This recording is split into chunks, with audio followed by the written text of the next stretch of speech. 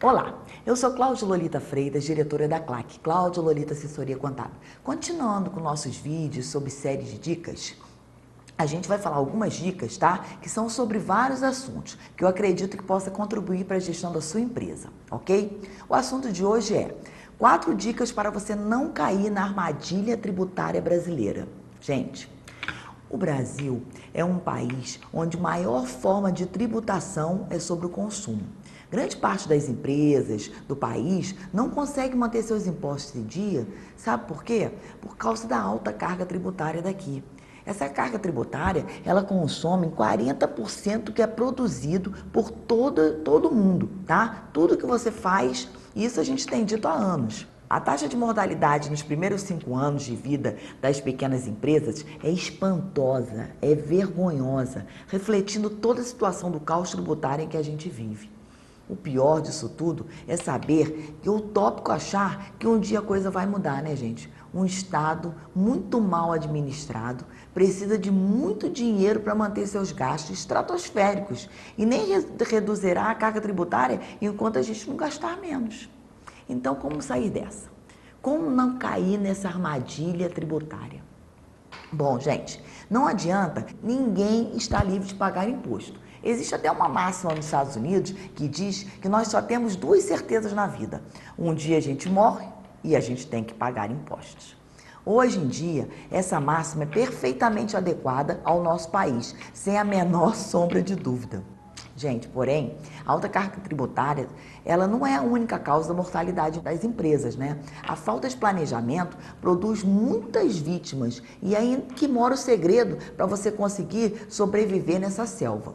O empresário precisa ter consciência de que pela nossa legislação tributária, quem paga o imposto é o consumidor. A empresa é basicamente a repassadora dos recursos obtidos através da venda, seja por um produto ou por um serviço.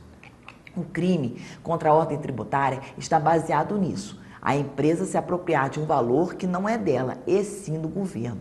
Gente, empresários, o ambiente de fiscalização eletrônica, criado por todos os entes governamentais com o intuito de arrecadar cada vez mais, está tornando essa sonegação tributária um crime com os dias contados para acabar no Brasil.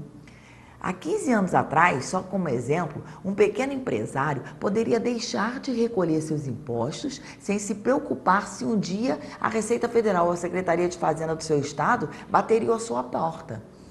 Mas, gente, as obrigações acessórias eletrônicas ainda engatinhavam e só através de uma fiscalização in loco, né, na sua empresa, poderia se flagrar tal atitude. Gente, coisa que só acontecia nas grandes empresas, que não existem fiscais suficientes para atender todas as empresas do país. A baixa qualidade do controle fiscalizatório começava pela emissão dos talões de notas fiscais das empresas, que eram autorizados através daquelas autorizações de emissão de notas fiscais, pelos entes arrecadadores, que são os estados, municípios e a própria União Federal, e impressos que as gráficas escolhiam o contribuinte. As notas emitidas só podiam ser fiscalizadas fisicamente através de via do talonário fiscal. Eu estou falando disso num passado não muito remoto.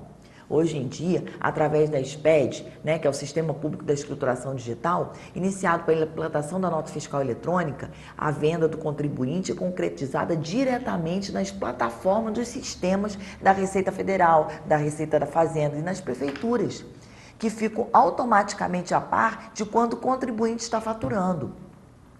Gente, essas dicas que eu vou falar para vocês não tem o intuito de fazer você, pagar menos impostos. Isso só é possível através de um planejamento tributário que apura a possibilidade de elisão fiscal analisada por um profissional competente, ok? Vou falar as dicas para vocês agora. 1. Faça o planejamento financeiro da sua empresa. Se na hora de você pagar os seus impostos, você não tem dinheiro disponível, é porque algo grave está acontecendo nas suas finanças. É de fundamental importância descobrir as causas desse distúrbio, antes que eles se misturem com a sua base financeira, o seu patrimônio, a sua empresa, tá? Isso pode te evitar uma possível falência. Qual é a causa possível disso? Inadimplência, que é um mal que deve ser cortado pela raiz. O simples motivo, os tributos incidentes sobre faturamento são calculados sem levar em conta o recebimento das faturas. Gente, isso mesmo. Olha só. As empresas pagam menos imposto em cima do que recebem. Elas pagam seus impostos em cima do que você recebe. E isso não é saudável para ninguém. Má formação do preço do produto. Eu te falei da inadimplência, agora do má formação do preço do produto. Como já te falei, o valor dos tributos deve ser embutidos no preço da venda. Gente, não adianta você ficar fazendo competitividade e não colocar isso, tá? Juntamente com o custo do produto ou serviço, as despesas necessárias para a efetivação das vendas, tá? E a margem de lucro almejada. Simples assim. Se algum desses parâmetros for desconsiderado, a empresa não sobreviverá. E você vai usar a sonegação ou a inadimplência tributária como valores de escapar, né? De você não salvar suas finanças, né? Você está fadado a ter grandes problemas no futuro. Então, gente, mais um, descontrole financeiro, né? Tem o princípio da confusão patrimonial. Se você não tem o menor controle financeiro entre as despesas do negócio e dos seus sócios, né? A empresa está ferindo um dos principais princípios contábeis, né? Que é um princípio da entidade, que diz basicamente que as contas da empresa e de seus sócios devem ser tratadas em separado, isoladas, e não são confundidas de maneira alguma. Tá? Essa diferenciação, gente, é imprescindível para que você tenha um resultado real da operação, sem a interferência da vida financeira pessoal e dos seus fundadores, né, com a sua empresa. Se estes gastam, né? Se os sócios gastam mais, tá, em outras fontes de renda, certamente iriam prejudicar o fluxo de caixa da sua empresa. Existe empresário, gente, que deixa de quitar os impostos para manter seu padrão de vida extravagante e intacto. Vocês sabem disso. Certamente, um tiro no próprio pé, já que conta, né, vai vir mais tarde. Deve ser elaborado um orçamento contemplando todas as despesas fixas e variáveis, assim como a provisão dos encargos trabalhistas, dos impostos trimestrais, tá? E esses valores devem ser aplicados mensalmente, tá? Para que o caixa não se desestruture na hora de você efetivar o gasto, né? Na hora de você pagar essas despesas. Uma segunda dica, né, seria você enxergar seu faturamento descontando os tributos incidentes sobre ele. A maioria dos tributos do Brasil, são devidos pelas empresas, são aplicados diretamente sobre o faturamento, com alíquotas variando de acordo com o seu regime tributário escolhido e com a sua atividade da sua empresa. O faturamento do ano anterior e até a cidade onde a empresa é sediada. Você vê que são vários fatores para se calcular o imposto da sua empresa. Enxergar conscientemente o faturamento descontado, desses impostos, permite que o subconsciente absorva melhor impacto dos tributos na hora de você pagar os impostos. Ter consciência do faturamento descontado desses impostos permite que o seu subconsciente absorva melhor o impacto do tributo na hora de você pagar esses impostos.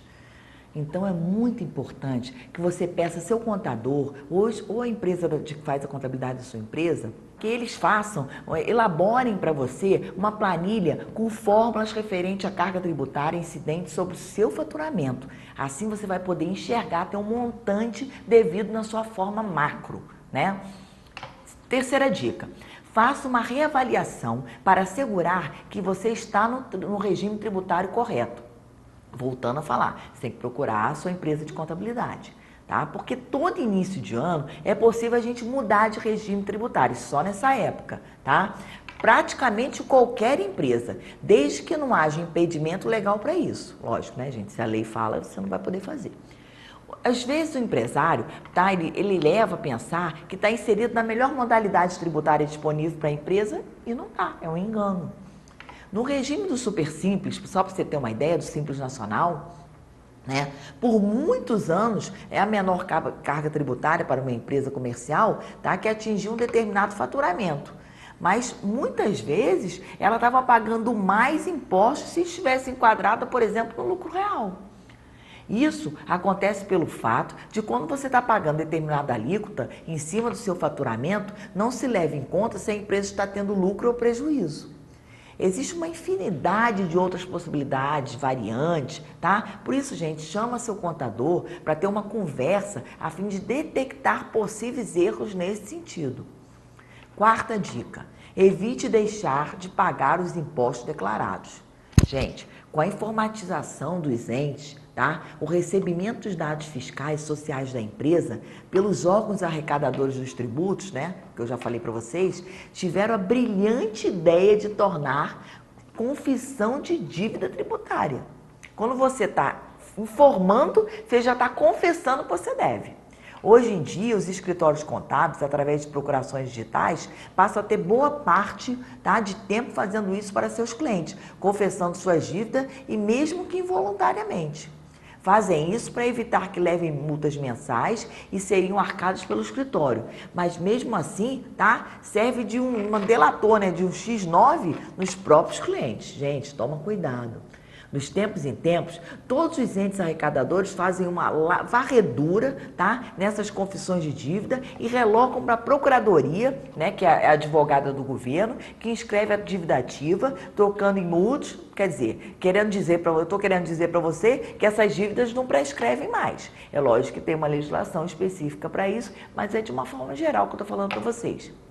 Porque assim, um herdeiro um dia, né, vai pagar um imposto devido o fruto do maldito, né? Maldito fruto que o teu pai deixou para você. O seu avô, seu bisavô, sei lá.